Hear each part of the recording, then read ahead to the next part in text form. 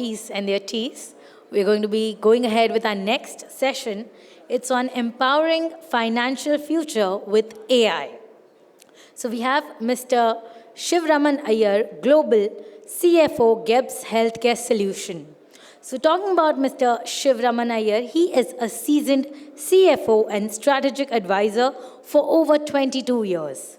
Boasts a diverse financial leadership background with industry giants like Edelweiss, D. Shaw, India Securities, and Avendus Capital, renowned for bolstering financial controls, equity financing, international operations, and fostering stakeholders' partnership to drive sustainable value creation.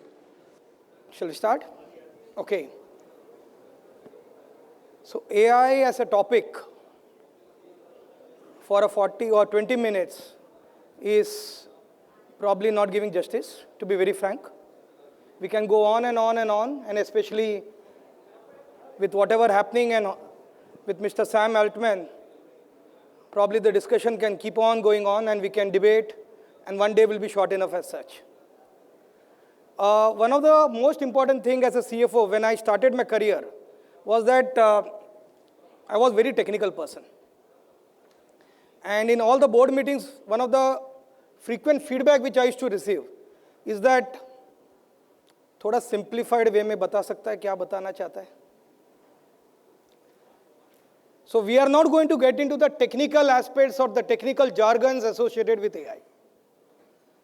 Probably I'm not the right speaker for that. You should have had someone from Microsoft or Google basically addressing the crowd over here as such.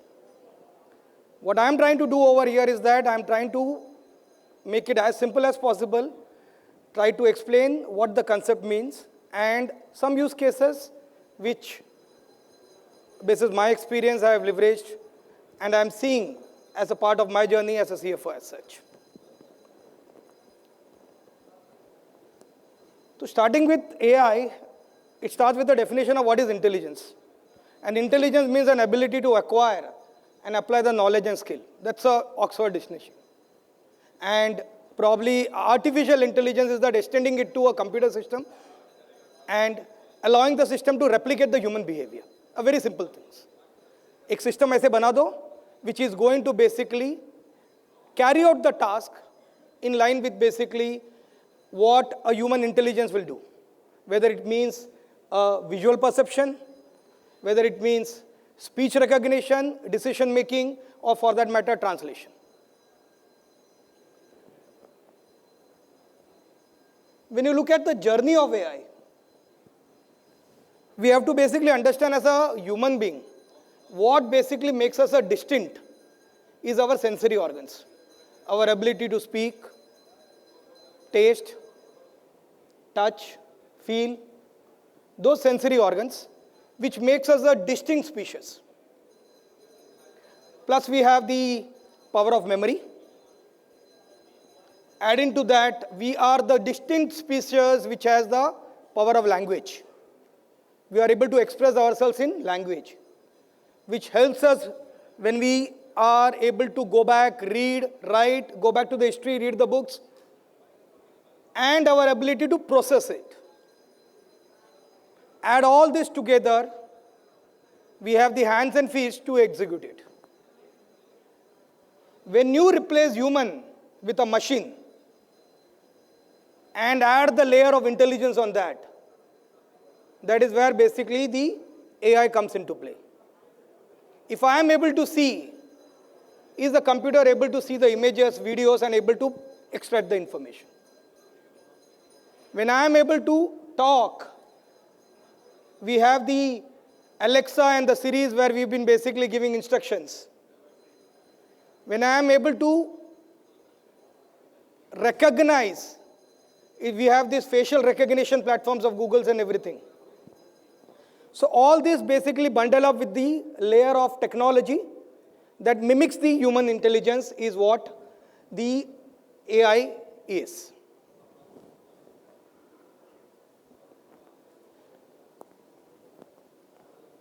When it comes to application of AI in the finance function, there is no there is no, path breakthrough kind of a stuff ki like ye abhi ho gaya. Now, thanks to ChatGPT, the whole AI concept basically got the attention what it needed in the last 12 months. But AI has been there since ages. If you go back and see, we've been using computers. Or computers mein one simple algorithm hota tha, where you have to give an instruction and they follow the instruction. If I have to basically track an attendance, or if I have to track an appraisal, 6 months into the organization, you are entitled for a promotion or appraisal. 6 months you are not into the organization, you are not entitled for an appraisal. Simple instruction. You give an instruction, a computer will basically scan the data and give you an output. If the instruction is wrong, the output is wrong. That means we had been traditionally following a system where it is following the instruction. Problem comes into picture when there is a judgment. Judgment, where basically if I have to ask you to read your mail, and you have to identify which mail is a spam mail. You got a mail from a Kenyan prince who has inherited wealth and given you money. You are able to identify it's a spam. At the same time, whether the computer can find out, the answer is yes, provided you give them a specific instruction. Now, when you go back and see, it has always been following a model. And the model basically brings down to a statistical method of going through studying the data and giving you an output. When you analyze that, Excel bhi to wahi kaam karta hai. But whether Excel is able to give you a predictive judgment as to this is what the decision you have to take. It gives you an output basis the instructions you are giving it. The same way, AI is an extension of that, where it is going to give you certain suggestions basis which you are able to take certain informed decisions. Like if you are basically analyzing the customer data, or for that matter, if you serve through Amazons, it will give you a suggestions. If you do basically a particular purchases, like you are seeing a musical instrument, it will start giving you suggestions about the various other musical instruments. It is reading the pattern through the analysis, scanning through the database, and throwing you a suggestions. The same way, if you are trying to give a historical data and asking to study that data, come with a predictive tool, it will basically give you certain suggestions on that front. Like a simple example, let me give you an example about the document processing as such. Like this is very common in an M&A transaction where you are going to acquire a company, and one fundamental thing which you do while acquiring a company is that you scan through all the contracts and basically see that if there are any covenants, if there are any consents required, and whether it's we are going to basically breach any part of the contract as such. Lawyers in the room will understand basically it's a good legal mandate, legal diligence hoga, and if you are running through 1,000 contracts, it's a good 15 to 20 days exercise where they study and give you a executive summary of to ये तुम्हारा top 25 contracts है, ये इसके covenants है as such. The same thing with an AI tool now, you are able to scan in less than 2 hours. I was looking at one tool last week when we were doing one acquisition to scan through as such. The PDF versions of the contracts are fed into the system. It extracts the key terms, tabulates that, scans through the entire thing, summarizes it to the parameter which you have basically mentioned, and gives you an executive summary in 2 hours, which was erstwhile more than a 20 days exercise. That is the speed at which the documents are getting processed. That is the speed at which you are able to analyze a qualitative information which otherwise would have gone in just reading the term. The same which goes with the valuations. The other thing is basically about the efficiency and productivity, which is a very important piece as such. We are into the business where we are required to scan the information, replicate the information, collect the fields, fill up the forms, and basically put it for processing. Now, if the same tool is able to extract the information, fill up the form, and is able to process it, the amount of human capital that is required to do this activity is completely done away with. You are no longer required to run an 8-hour job or a 3 batches in the day and try to basically see the logistics of lease rentals and everything. A tool is there who is going to run as per the requirement whenever you want it throughout the day and able to basically bring about the efficiency what is needed. More importantly, the error which can basically happen through humans can be done away with as long as you have programmed it well and you have given the qualitative parameters for that as such.